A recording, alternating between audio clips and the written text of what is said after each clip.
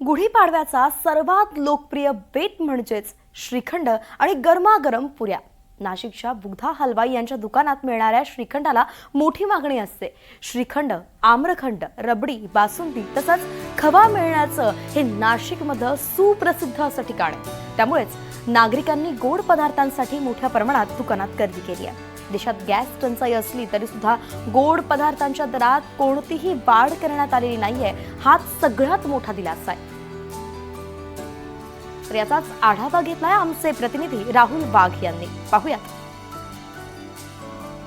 गुढीपाडवा निमित्ताने नाशिकमधील सुप्रसिद्ध असलेल्या बुधा हलवाई दुकानाबाहेर नागरिकांची मोठ्या प्रमाणात गर्दी बघायला मिळते। खरं तर गुढीपाडवा म्हटलात की नव वर्षाचं स्वागत अनेक जण गोडधोड खाऊन करत असतात। सर्व कुटुंब एकत्र येतं, त्यामुळे सर्वीकडे आनंदाचं उत्साहाचं वातावरण असतं। आणि अशा परिस्थितीत आपण जर बघितलं तर नाशिकच्या बुधा हलवाई समोर नागरिकांची प्रचंड रांग लागलेली आपल्याला दिसून येते।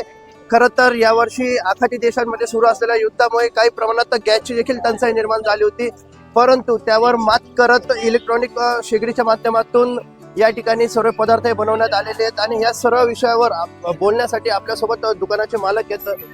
काय सांगाल दादा, आज या ठिकाणी सकाळपासूनच लाईन लागलेली दिसते। गुढीपाडवा म्हटलं सर्वांना आपले मराठी नवीन वर्ष सर्वजण आपले नाशिक मधले उत्साहात साजरे करतात। ह्या वर्षी जरा गॅस टंचाई असल्यामुळे इतर आम्ही इलेक्ट्रिक भट्टी म्हणा किंवा डिझेल भट्टी ह्या प्रमाणात आम्ही त्याच्यात माल बनवलेला आहे आणि तो ग्राहकांसाठी उपलब्ध केला आहे।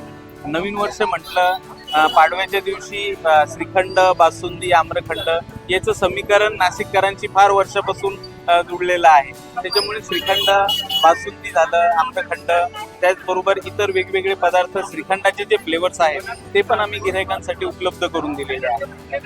खरं तर यावर्षी मोठ्या प्रमाणात गॅस टंचाईचा सामना करावा लागतोय युद्धामुळे, त्यामुळे कुठेतरी भाववाढ देखील करण्यात आली।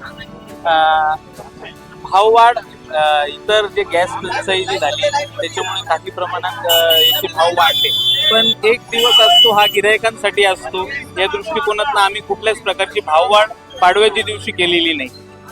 खरं तर आपण जर बघितलं तर या ठिकाणी सकाळपासूनच मोठी लाईन बघायला मिळते।